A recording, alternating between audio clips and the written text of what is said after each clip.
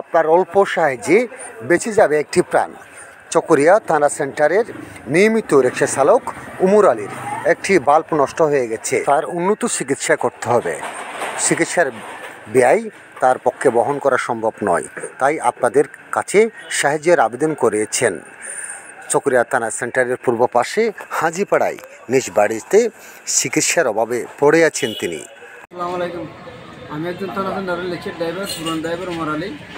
আমার বেশি অসুস্থ, করোনা ডেঙ্গু হয়েছে, ডেঙ্গু কার্ডের সমস্যা। আমার একটা বল নষ্ট হয়ে গেছে, আমি আমার টাকা নিতে হবে, আমার 7 লাখ টাকা লাগে। তারপর যে চিকিৎসা কোথায় করেছেন?